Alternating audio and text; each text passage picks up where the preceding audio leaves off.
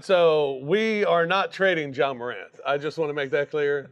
In case Zach Kleiman didn't make it clear, I just want to make it clear. Quick shout-out toast right off the bat to Zach Kleiman. Uh-oh. You went right to it, huh? Can I just quote Zach? This is what my general manager said.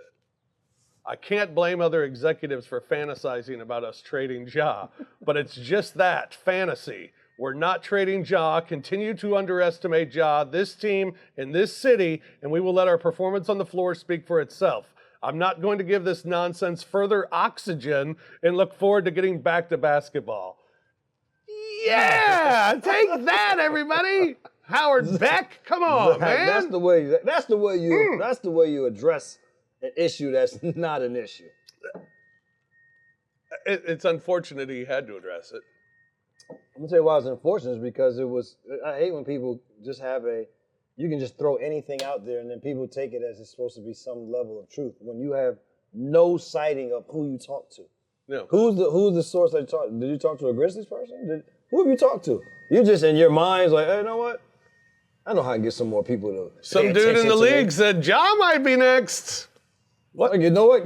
LeBron might be next. We can say Kawhi might be next. You can say whatever. We can say whoever might be next. Yeah. That's moving forward. But Zach I like how definitive he was. Yeah. Shout out to Zach Kleiman. That's the way to squash it. All right. Welcome to Night Court, everybody. I'm Rob Fisher. You can catch me on the Twitter at The Fish Nation. This is Brevin Knight. He's on the Twitter at Brevin Knight 22. The show at Night Court 22. And then you can watch every episode as well on the Bluff City Media YouTube channel. Just go to the Bluff City Media YouTube channel, and then you'll find Night Court, and boom, you'll be able to watch every episode. It's pretty darn simple.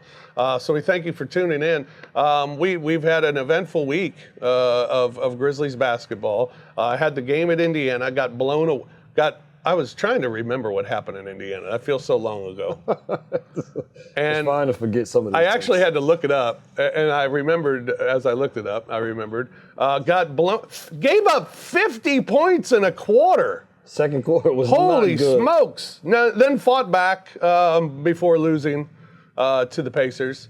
Got themselves too big of a hole, but 50 points second quarter. My goodness! I'll tell you, it's one of those. What happened? One of those quarters when as it's unfolding and you're watching it. In your mind, like, man, this isn't good. That must have been the quarter I was getting ice cream. Yeah, I'm gonna tell you this, Indiana. Hold on. Shout out Indiana. Mm-hmm. The soft serve ice cream. Oh. And hold on, and Fish knows I'm not even supposed to be eating ice cream. But this soft serve ice cream, I've never had soft serve ice cream that has when you bite into it, it's like it has the crystals on the inside of it. It's like, I don't know how they did it. I don't know who the ice cream is from, what the machine is, but it was the best ice cream that there was. So, side note I had that and popcorn during the second quarter. Yeah, I wish I would have had it also. I needed to have something to the side. But I think the thing in that game was what we saw was, number one, we saw a Indiana team which has been playing some really good basketball. And similar to the Grizzlies, when you're not a major market and you're not in a major part of the country, you can get forgotten in this league very quickly. And they got off to a slow start. But you're going to talk about one of the hottest teams in the league, and one of those teams that, if you're not careful, they'll bite you in the ass. It's the Indiana Pacers. And we saw it in that second quarter with how well they can play with pace.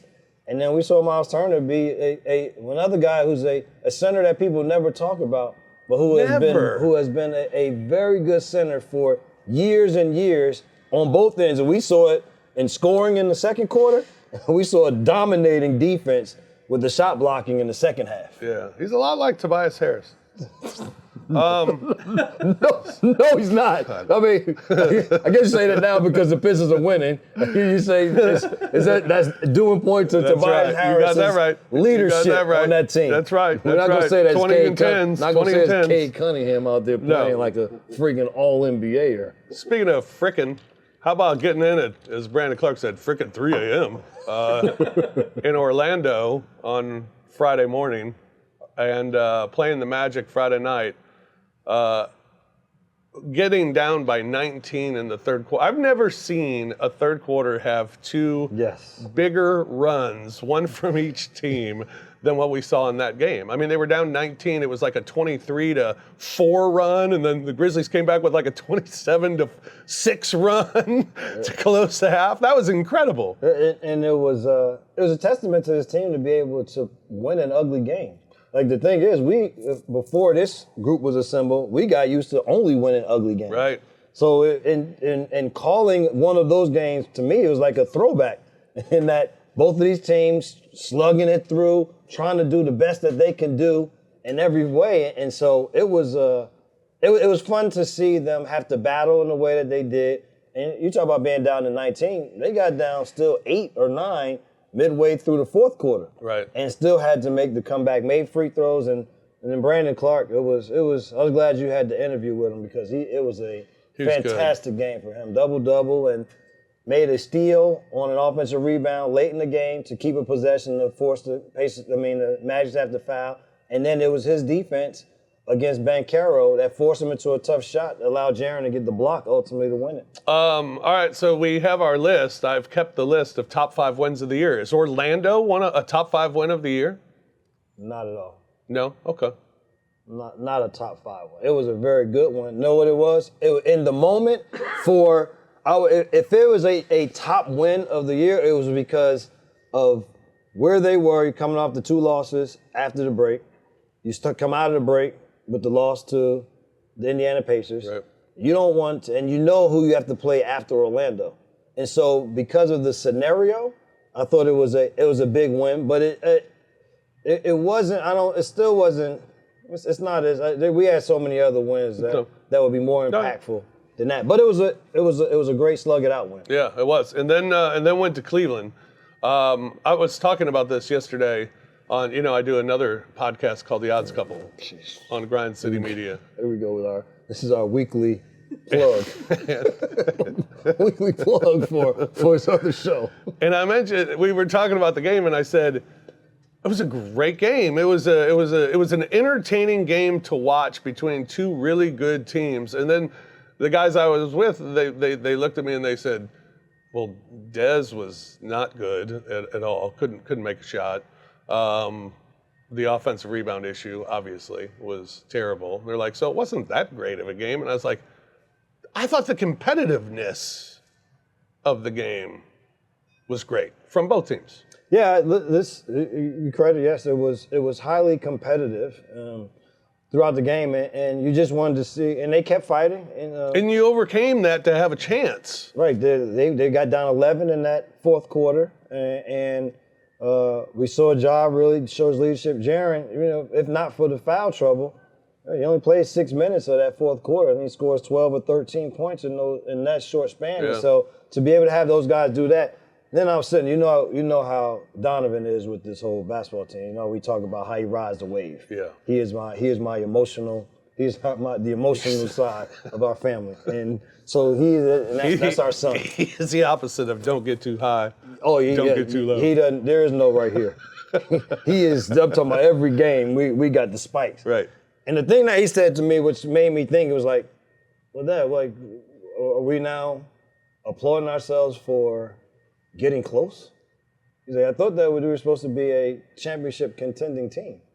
He's like, so am I supposed to be happy because we competed hard against a team, or am I supposed to start to feel like we should be competing against these teams and we should be beating these teams?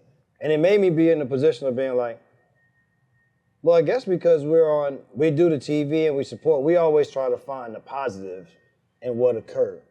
Well, but in a lot of ways, it made me think like, eventually we have to start talking about how you win these games in these situations, and hopefully that's the stepping stone towards you win those games, and we're not talking about, oh, it was nice to be close to those teams.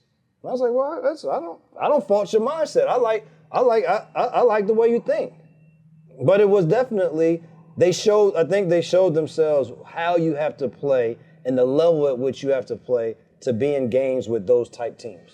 But they have to think of themselves as being one of those type teams in order for you to also now ascend and beat those teams. I think there are. I don't believe in good losses. I don't. I believe in bad losses. I think there are bad losses. But then I think there are just times that you lose. And this was just one that you lost. And, I think what the phrase I used was, it's not one to hang your head out. I mean, you played, you competed, you played against a really good team, and you got beat. You got beat. Couple of possessions beat you. Mm-hmm. And that's it. And you just take it and you move on and try to get better from it and go to the next one. So I think there are games that are like that. Now, you got to come back out and you do have to learn from it and put that into play. And now you have 9 of 11 at home. It's 9 of 11 at home with the Nuggets not having an easy schedule over the next 2 weeks. This is an opportunity to kind of push yourself forward a little bit. Yeah, I mean, what it did for me was it just made me look at it in 2 ways, because I was in the fashion of, oh yeah, that was good. It was like he almost was like, Dad, you never let us feel good about losses. So why should I sit around and feel good about this loss? Would you tell him to stop it? I said, bro, I'm not mad at you, bro. Listen, I ain't mad at you. I like the fact that, you know what, the thing for him is he hates losing. It don't matter what it is, and I feel him. I lost $20 yesterday on the golf course. I was mad as hell.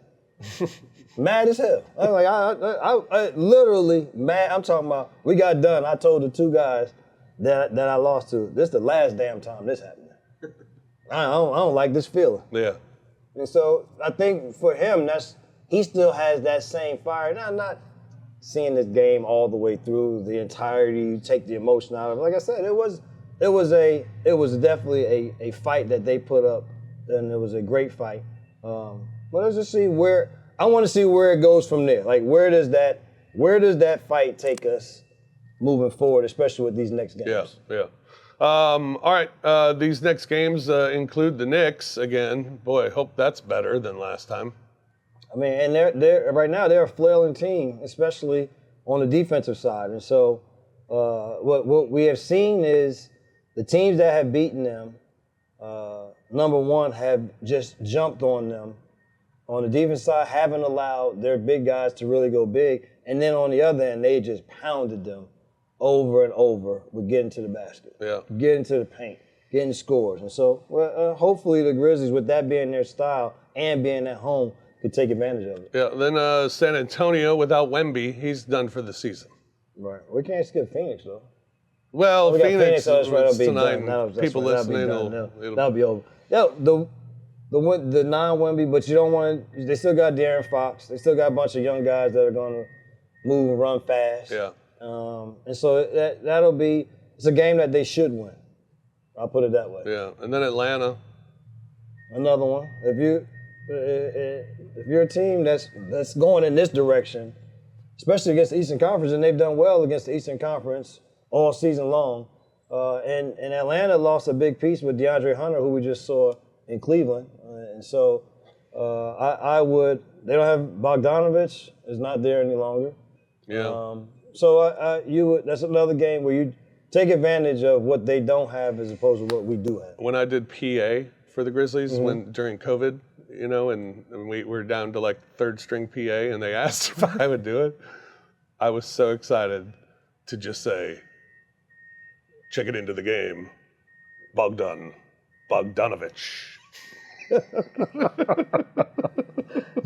Just a fun name. Just a fun name to say. It was so much fun. I was like, I hope he fouls out. I hope I get to say his name all night.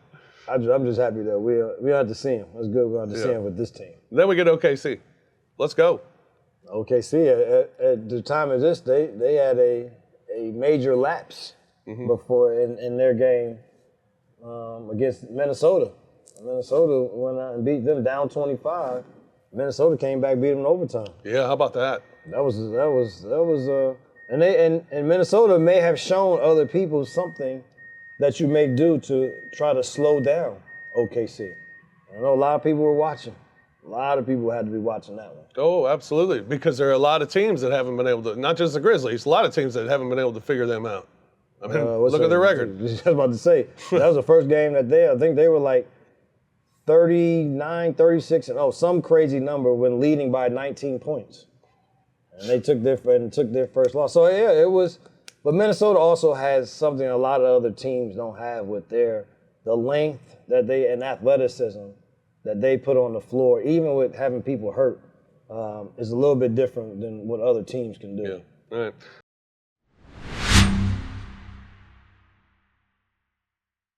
Man, I can really write a book about Dane Danger. He reminds me of a Grizzlies, former Grizzlies player, Zach Randolph, with his footwork. When I see those two, man, you have two different ways now that the Tigers can find a way to score. Between Haggerty with his self-creation and Danger being able to be a post threat, it has alleviated a lot of pressure from earlier this season, which you had the Tigers being so guard-centric on scoring. And now when you've established Danger, this allows different avenues and scoring. Basketball is typically played inside out, and that's what the Tigers are pretty much doing now, especially when you have Dane Danger there. I understand that the Tigers enjoy pace and like playing it fast, but in a half-court setting, Dane Danger is the answer. Tune in to Tigers Live with Francis Carlotta, live after every Memphis Tiger basketball game on the Bluff City Media YouTube channel.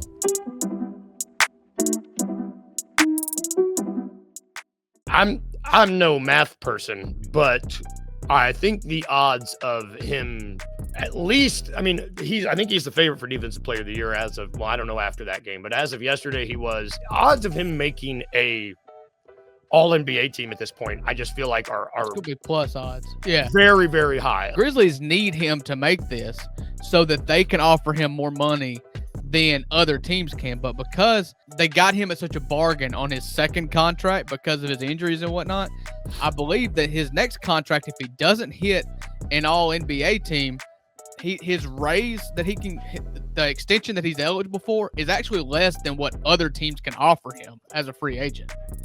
So you need him to hit this. And I know $350 million is a lot of money, but you need to be able to say, like, hey, we can offer you more money than they can. I know you probably want to be here anyways, but let's not let it be about the money. Tune in to The Daily Grind with your host, Luke Hatmaker, every Monday through Friday at 7:30 a.m. live on the Bluff City Media YouTube channel.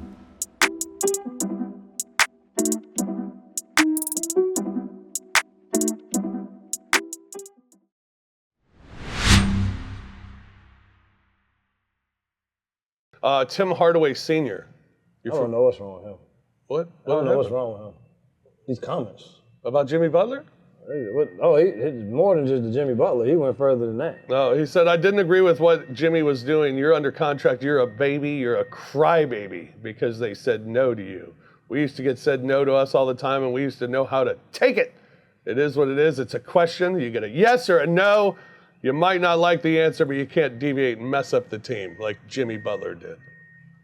Well, now I got no qualms with that. Jimmy Butler should have, no matter if you are not happy with the scenario, the situation, if they're going to trade you or not trade you, you're still under contract to go to work every day. Mm-hmm. And Pat Riley said, well, if you don't want to come to work and put forth the effort, then we just won't pay you. Mm-hmm. And so you don't have to come to work. And so I hated that it got to that point. But at some point in time, it was like, well, you got somebody to put their foot down and be like, well, I'm not going to just allow you to just do whatever you want and continue to pay you in any way. Like you have a responsibility to us the same way you want when it's on the 1st and the 15th or whatever dates you get paid. You look at your account, you expect to see that big hit to hit your account. Right. Well, it's the same way I expect you to come every day and put forth a gentleman's effort in terms of doing your job. That's just I don't care about how it went down. They didn't want him. I don't really give a damn about all that. Bro, you still got a contract that says come play basketball. Mm-hmm. And if you don't want to play basketball, it's fine, then I'm not gonna pay you. And then we'll figure out how to move you, and they moved them. So I don't have to go as far as being a crybaby, all that. I mean, everybody expresses themselves in a different way. Mine would just be, if you don't want to do the job, I won't pay you, and then we'll figure out what else happens up until then. but you're not gonna hold me hostage. Trae Young says some refs take things too personal. Did you feel that way when you played? I had refs, yes, that took things personal, and we had our picture set up. That was there when Bernie was trying to save you, right? When Bernie was trying to save me, and that was a very personal situation that did not have to be personal at all. And so there are some, and then there are those times when we all say things that there's gonna be a reaction. There's a grown man that's calling this game. I'm a grown man that's playing this game. And if that gets out of whack anytime, then you're gonna have people that's like, bro, you're not. Because you got that whistle, bro, don't mean you can say and do whatever you want. I don't really give a damn about that whistle. Sure. And whatever you want to give me this tech, you can give me the tech whatever you want, however you want to do it. You ain't going to talk to me any kind of way. And I'm not just going to back down to you because of it. Now, as a player, for the official side as a player, you can't just call them, say whatever you want to say, and think there won't be something that happens. So there's a happy medium to it. But there are definitely those that you get a little bit power hungry with that whistle in your hand. How about the foul call of the assistant coach waving his arm at Luke Kennard, the technical? Look, when it's for your team, you try your best to be like, but then sometimes there's things that's like, I can't even, how are you going to sit over here and act like we could say that was correct in any way? The dude was trying to get his player to get to Luke Kennard, get here. Anyway, and when I saw it initially, from where we were sitting on the floor, you look down, it's hard to tell depth. So how close was he to Luke Kennard when he did it? Because I saw him do it, and I was like, I think she's going to call it tech because he waved his hand while Luke was shooting the three. Right. And then we showed the replay, and you see the angle from the other side. I'm like, oh, nah, Peter. He was literally trying. Feet away. He was trying to get somebody to come. And he wasn't close to Luke Kennard. Not at all. At all. So that was a great one. That was one of the best ones. The Detroit Pistons have as many wins this season as they had the last 2 years combined. The Pistons this last 2 years were 31 and 133. They're currently 31 and 26. How about that? Because J.B. Bickerstaff can coach, bro. I thought he did not get the full opportunity to do what he did here when they let him go here. He goes to Cleveland, and he puts Cleveland in a position to be a better basketball team. They're playing better. They had all type of contract turmoil going on along with basketball stuff last season. But their team was playing well. And Kenny Atkinson, I love him as a basketball coach also. He's phenomenal. And so he took him to another level. But there is no denying that JB understands. He's been around the game his entire life. He had nobody better to teach him than Bernie Bickerstaff. And the thing I heard Kay Cunningham say after their game, that they are the most well-prepared team there is in the NBA, the way he feels. He feels that every night they go out on the floor, it is not because of preparation or not knowing what's going to happen, because they know exactly what is going to occur, and that's the reason why they've been successful. You said 31 wins over 2 years. Right now, solely, and they are squarely in the playoffs right now. Yeah. Not a play-in. No. They are in the playoffs, and they continue to move up, and they have to have the longest winning streak in the league right now with the 7-game winning streak. At this point, they're at 7 games winning. Now, I don't know if they'll play again before this drops, but, it's Jalen Duren they have, the way that Cleveland's talking like they unlocked Evan Mobley? Mm-hmm. Jalen Duren is an absolute stud playing with them. Unlocked. And then Kay Cunningham said he's playing at all NBA level. And so, man, shout out to JB, man. Hey, listen, it's been I call him like a brother to me because I've been around him for so long. And I'm just so happy to see him continue to show how great of a coach he is. Yeah. All right, CBS Sports has a list this week. Oh, we got back to our list. Okay. It's the top list? 8 storylines coming down the stretch of the season. Okay. All right. Number 1, Luka and the Lakers. That has to be. All right, what's going on with them? They're right behind They just us. went to Denver and beat their ass. Right, and then everybody's like, "Oh, championship contender." I was like, "But it's the same team that lost to Charlotte coming out of the All-Star They did, break. yeah. So, I mean, how you go from... They don't have size, they don't have depth, right? How they go from losing to Charlotte to the next game, now they are definitely a championship contender. Yeah. Listen, know what I understand? You guys need ratings. You got to talk about the big mark. You got to talk about this team over and over ad nauseum about what they're going to do. And there's Luka is excellent. He is. LeBron James, excellent. Their role players are playing well. Listen, Reeves, Hachimura are playing good. Now, what they have, and as long as these guys can stay healthy, they're another one of these teams. They don't have a lot of size in terms of center, but they have size wing people. Dorian Finney-Smith, the kid that was at Minnesota that's finally playing again. Vanderbilt is now playing with them. And so they have a lot of switchable guys, and they can play. All these guys that are all this 6'8". I mean, you get from LeBron, Luka, right. Vanderbilt, Hachimura, Dorian Finney-Smith. They have a lot of those guys, and so it can work in one way. I still don't think is when you match them up against the rest of the best in the West that they all of a sudden become any type championship favorite. Yeah. Number 2, the Warriors are ready to make a run. Here they come. Draymond said they're winning the title. Jimmy Butler III is now on the team. He's now Jimmy Butler III. Where did that happen? I saw that on the back of his jersey. I was like, what? I don't know. I didn't know if there was a statute of limitations of when you can actually announce that. I don't know. But know what it does though? It gives them an element that they have not had since Kevin Durant, which is a mid-range basketball player who can do it without all of the movement.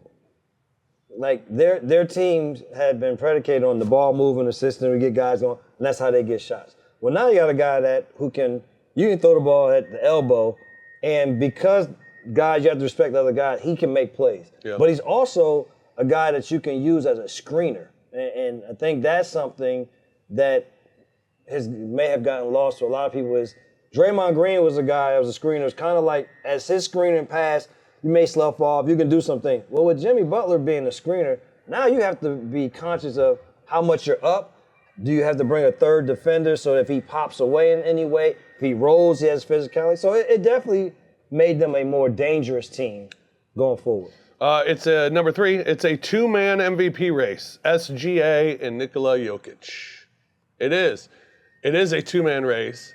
I was asked this question last week. Maybe it's because it's just a recency bias. We haven't seen Jokic in person yet this year because I know for a fact every time I do see him in person, I leave thinking the same thing. Holy crap, how does he do this on a nightly basis? He's unbelievable. That's usually my takeaway. Well, that's my takeaway with SGA too. And because I've seen him sooner, I think my vote right now is SGA, but Jokic's numbers are they just had a 9-game winning streak where he had a 30-point triple-double. Yeah, listen, I put nothing against Jokic has been fantastic, but SGA, their team is still the best team in the association, neck and neck with the Cleveland Cavaliers. And he's something else, and man. He's averaging his 32 as usual, shooting high percentage, gets to the free throw line. So at this point, I give SGA the nod over Jokic. Right. Will the Sixers tank? Sixers need to they need so much, bro. They got to just figure out this Embiid. And honestly, if I'm the 76ers, this summer you look to do whatever you can to move them and say what else can you get. And sometimes it's just some things just run their course. Yeah.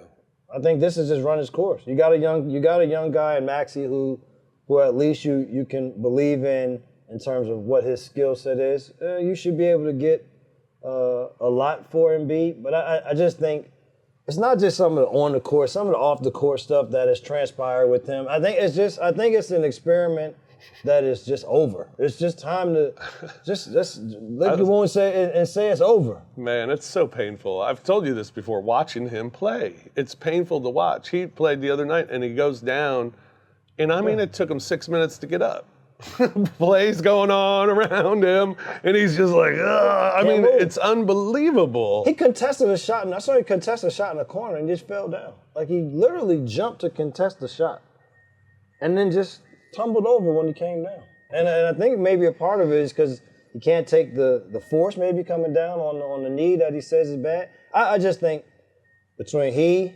and whatever you can do with Paul George, if there's some way that you can unload that, they just need to. You need a fresh slate.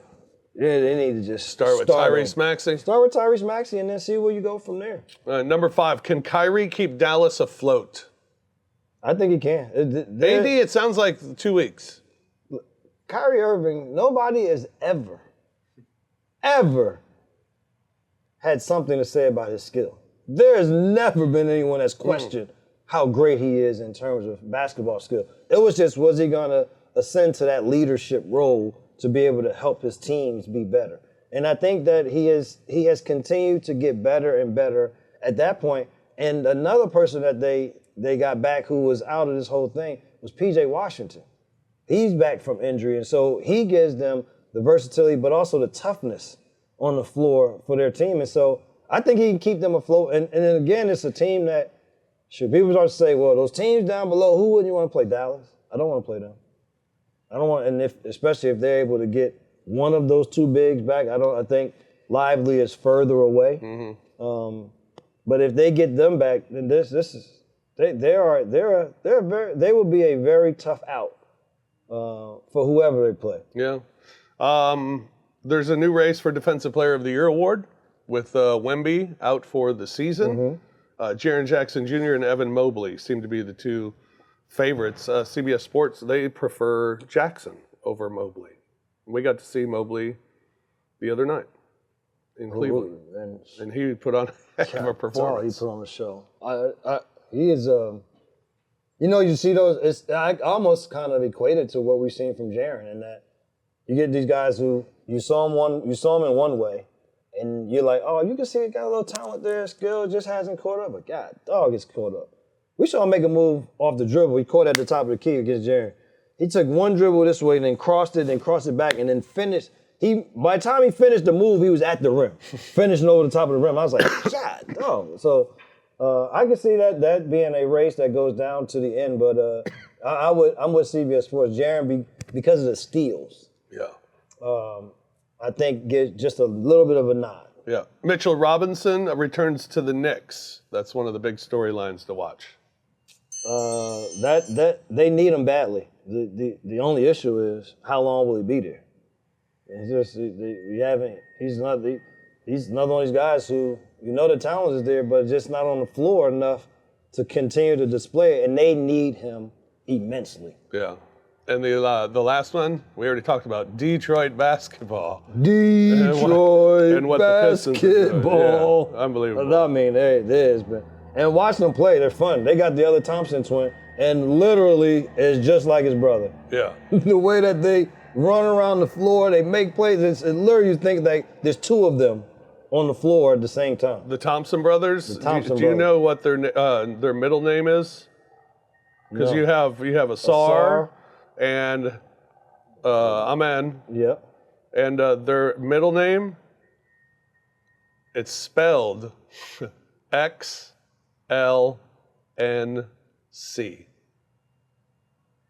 Excellence. I love it. Yes, that's their middle name, both of them. Excellence. Yeah. And they've both been excellent. That's going to be. Needs Red that's a little sneak peek of a fish nugget coming up here in the next couple of games. Fish nuggets back. Yeah. All right. A couple of football things real quick. Okay, real quick. Packers are trying to ban the tush push. Are you in favor? You better figure out how to stop it, or employ it. Shucks. You better either stop it. Are we going to get rid of a fullback next? Just start coming. You know what? We don't like that play works. Get rid of it. Yeah. No, you figure out how to. No, you try to do it too. Yeah. I expect every team to have some type tush push. Matt Stafford's available. You like him? I would take him. You want him? No. I'm not going to. I don't want to sacrifice maybe getting Ward or Shador and say we're going for Stafford, just because it's not like that's the one player away from our team being good. That's right. Like if we had everything else was in place, offensive line is great. Defensively, you're great. You got wide receivers and everything. And now you just need that guy to manage it all. Then I would be like, sure, let's do this Matthew Stafford thing. Yeah. But because this is still going to have to be a growth process, then I'd rather start with somebody who's still younger. And now if there's a veteran quarterback who can allow them some time, but I also don't want to watch the young quarterback just sit on the bench and say, well, you got a chance to learn and watch from this. I don't want that either. Right. So I would rather take the young guy, throw him out there, let's see what happens. Can they be good? Over just getting an older guy. Like I said, if we were more established with every other position, I'd be like, cool. I got nothing against Matthew Stafford. Yeah. There's too many other issues that this team has. All right. First, get rid of our general manager. I have a toast What do you got? to the great Alex Ovechkin of the Washington Capitals, who is now 13 goals away from passing Wayne Gretzky's goal record, which was thought to be untouchable. So pretty amazing. So congratulations to Ovi. He had a hat trick last night. Get out of here. Yeah, that's when you get 3 snipes in a game.